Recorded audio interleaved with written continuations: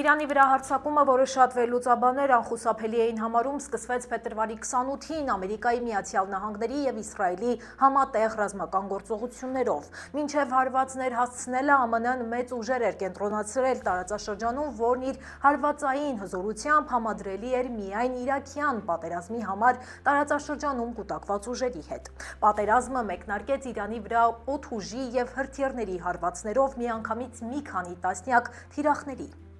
Հարձակումից մեկ օր անց ԱՄՆ-ն և Իսրայելը հայտարարեցին, որ սպանել են Իրանի ռազմական ու քաղաքական ղեկավարության շուրջ 50 ներկայացուցիչների, այդ թվում Իրանի հոգևոր առաջնորդ Այաթոլլահ Ալի Խամենեին։ Ի պատասխան Իրանը լայնամասշտաբ հարվածներ է սկսել տարածաշրջանում առկա ամերիկյան բոլոր ռազմաբազաների դեմ։ Զոհեր կան նաև ամերիկյան կողմում։ Թրամփը մեկնաբանելով 3 ամերիկացի զինծառայողների մահը հայտարարել է. «Մենք զոհեր ենք ակնկալում նման իրավիճակում»։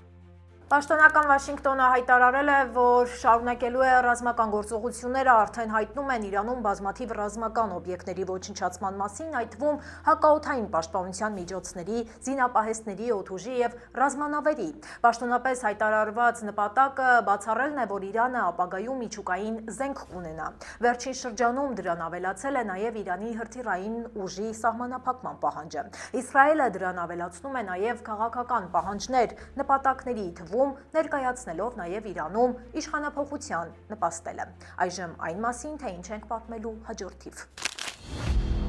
Անառաջնորդ մնացած Թեհրանը, արդյունքներ հրապարակում և թաքուն պարերտանիքներին։ Ինչու են Լոս Անջելեսի փողոցները ողողվել հույսով ու հազարավոր ցուցարարներով։ Բենզալցակայանների տակ շաբաթը նավթի գները թռիչքներ են կատարում, փորձագետները կանխագուշակում են գնաճի ավելի տպավորիչ ցուցանիշներ։ Իրանական դրոշն ու հրաձգություն Թեքսասում, ահաբեկչություն թե խուլիգանություն, արյունալիք Իրաքի, Պակիստանում, Խամենեի սպանությունից հետո ցուցարարները հարձակվել են ԱՄՆ հյուպատոսության վրա։ Արդյոք ԱՄՆ-ն կմտնի Կուբա, Թրամփի կատակներն ու Ռուբիոյի գաղտնի խաղերը։ Մկանների վերջին ցուցադրությունը Օսկարից առաջ։ Հոլիվուդյան աստղերը մրցել են լավագույնի տիտղոսի համար։ Ոչ թե լավագույնին, այլ մեղավորին են փնտրում Լոս Անջելեսի հրշեջների մեջ։ Ինչու են հեռացել առանց կրակը մարելու։ Ձմեռային արևահարություն Լոս Անջելեսում, բարձր ջերմաստիճանի նոր ռեկորդներ են սպասվում։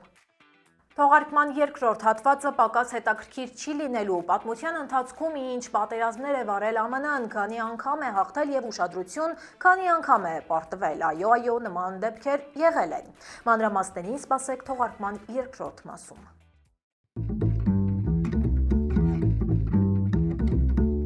Բարև ձեզ, դուք միացել եք Glendale News-ին, ես Լենա Կարապետյանն եմ և ինչպես միշտ ձեզ կներկայացնեմ Ամերիկայում տեղի ունեցող ամենակննարկվող, ամենակարևոր ու ամենահետաքրքիր թեմաները պարզ ու հասկանալի ձևով։ Ձեր ակտիվությունը լայքերի և կոմենտների միջոցով մեզ համար պարզապես թվեր չէ, դա աջակցություն է, վստահություն և մեծ մոտիվացիա առաջ շարժվելու համար։ Իդեպ, եթե ունեք բիզնես Ամերիկայում և ցանկանում եք ձեր ծառայությունը կամ ապրանքները ներկայացնել հայկական լայն լսարանին, մենք բաց ենք համագործակցության համար։ Glendale News-ը փնտրում է հովանավորների և գործընկերների, ովքեր ցանկանում են աճել մեր համայնքի հետ միասին։ Մանրամասների համար կարող եք կապ հաստատել գրելով մեր Facebook-յան կամ Instagram-յան էջին, իսկ հիմա անցնենք այսօրվա ամենակարևոր թեմաներին։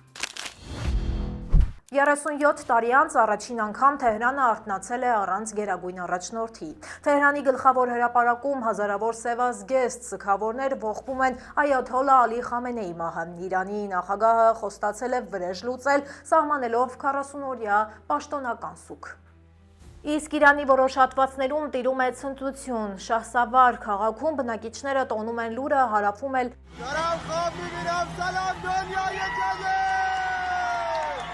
տապալել են Խամենեի հուշարձանը։ Իրանի վերջին շահի որդին, որը ապաստանել է ԱՄՆ-ում, ևս իրանցիներին կոչ է արել պատրաստ լինել վերջնական գործողությանը և փողոցներ դուրս գալուն։ Մինչ նոր առաջնորդի ընտրությունը Իրանի կառավարումը կստանձնի եռանդամ խորհուրդը նախագահի գլխավորությամբ։ Հակառակ ցնցումներին Լոնդոնի փորձագետները նշում են, որ Իրանի պետական համակարգը դեռևս բավականին դիմացկուն է։ Թեհրանի փողոցներում այժմ տիրում է լուր սպասում, թե ով կստանձնի Մերձավոր Արևելքի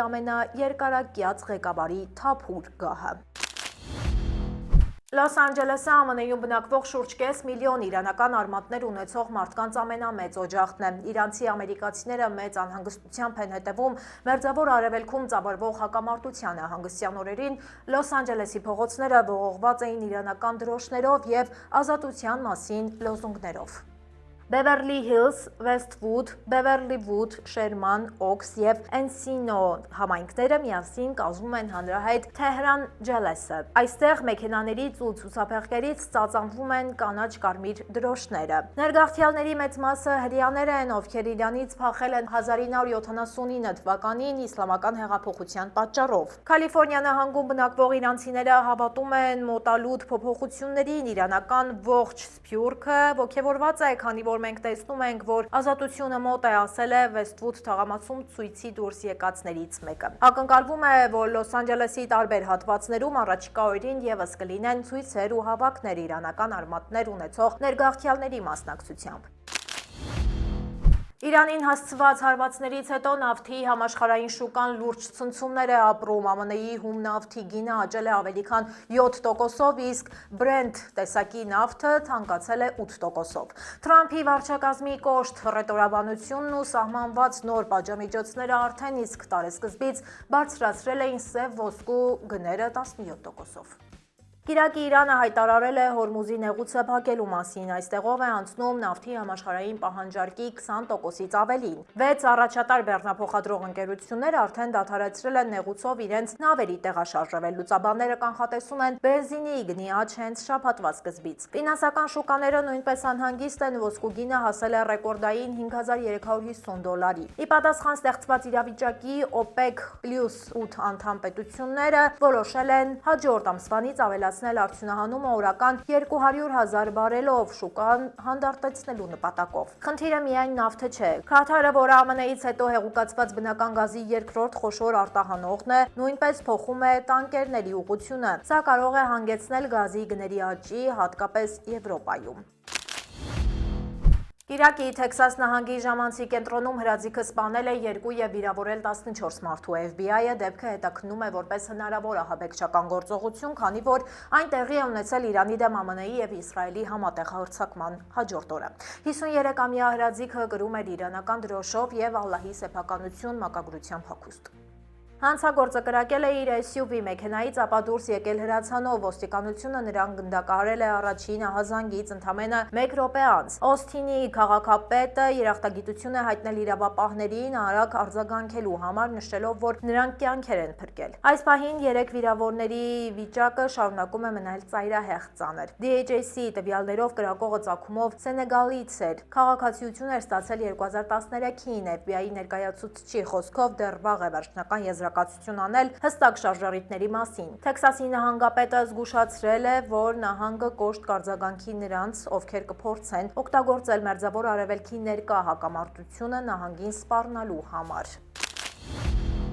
Պակիստանում իրանամետ ցուցարարները փորձել են գրոհել ԱՄՆ հյուպատոսություն։ Այս բողոքի ալիքը բռնկվել է ԱՄՆ և Իսրայել։ Համատեղ ռազմական հարվածների հետևանքով Իրանի հոգևոր առաջնորդ Այաթոլլա Ալի Խամենեիի սպանությունից հետո Կարաչիի հիվանդանոցում հաստատվել է 10 զոհի փաստը։ Ցուցարարները կոտրել են հյուպատոսության պատուհանները և հրդեհել մոտակա ոստիկանական հենակետը, բախվելով իրավապահների դիմադրությանը։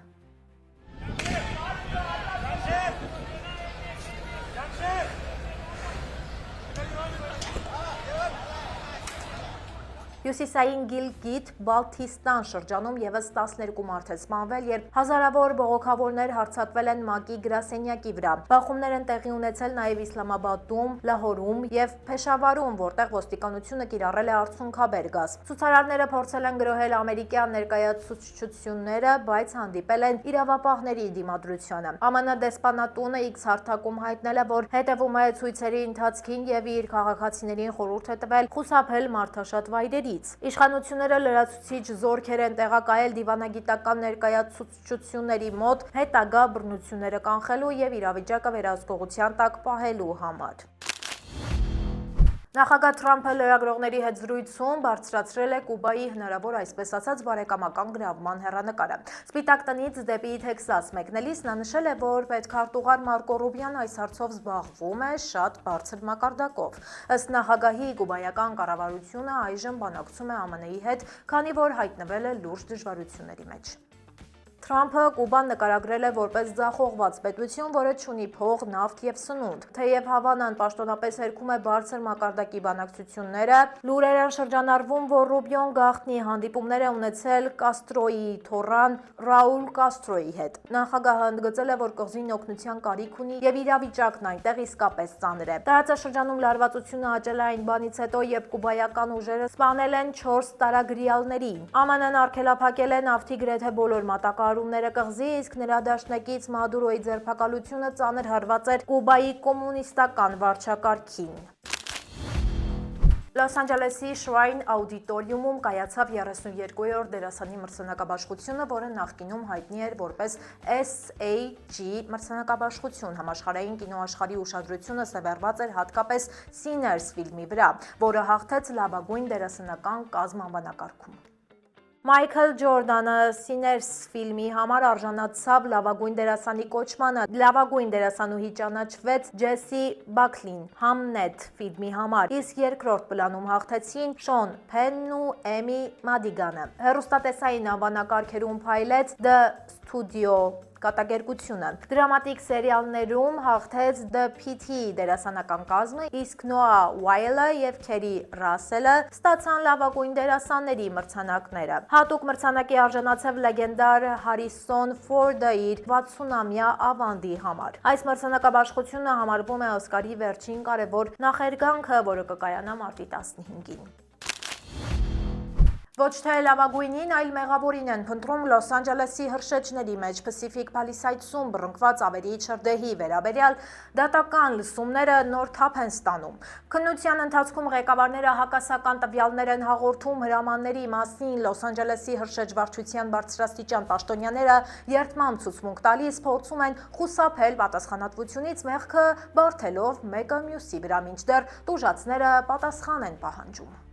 Հիշեցնենք, որ լաքման հրդեհը վերածվեց մասշտաբային աղետի այն բանից հետո, երբ հրշեջ ստորաբաժանումները լքեցին դեռևս չմարված կրակի օջախը։ Դատական գործընթացը նպատակ ունի պարզել, արդյոք եղել է անփութություն, թե համակարգային լուրջ ձախողում, որը հանգեցրել է հազարավոր բնակիչների տարհանմանը։ Այս պահին Լոս Անջելես քաղաքի իշխանությունները ջանքեր են գործադրում վստահությունը վերականգնելու համար։ Լսումները շարունակվում են, բացահայտելով հրշեջ վարչության ներքին հաղորդակցության եւ հրամանատարական շղթայի բացերը։ Կալիֆոռնիայի բնակիչները, որոնք դեռ ուշքի չեն եկել աղետից, պահանջում են հստակ պատասխաններ եւ արդարություն, հուսալով, որ նմանատիպ սխալներ չեն կրկնվի ապագայում։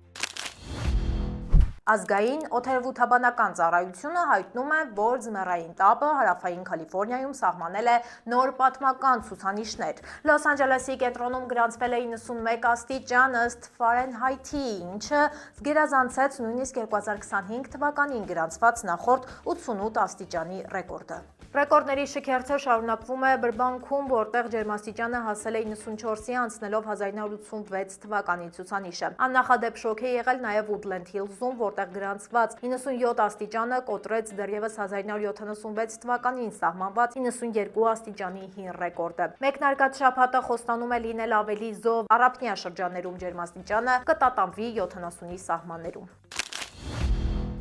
Լեյք Թահոյում դրամատիկ փրկության պատմություն է արձանագրվել ու տեսագրվել, երկու դահուկորդներ սահում էին բարդ վազքուղով, երբ նկատեցին ձյան տակից դուրս ցցված դահուկների ծայրերը։ Նրանք անմիջապես սկսեցին փորել եւ հայտնաբերեցին ձյան հաստ շերտի տակ թաղված մի անծանոթ դահուկորդի։ Դահուկորդների զգոնությունը թույլ տվեց կանխել հնարավոր ողբերգությունը լեռնադահուկային հանգստավայրում։ Զբոսաշրջային գոտիներում անվտանգության ապահովումը շարունակում է մնալ կարևոր։ Տուժածը փրկվել է շնորհիվ ականատեսների արագ արձագանքմանը։ Այժմ եկեք տեղափոխվենք մեր Facebook-յան էջ, որտեղ ունենք հրապարակումներ, որոնք վստահ եմ կհետաքրքրեն ձեզ։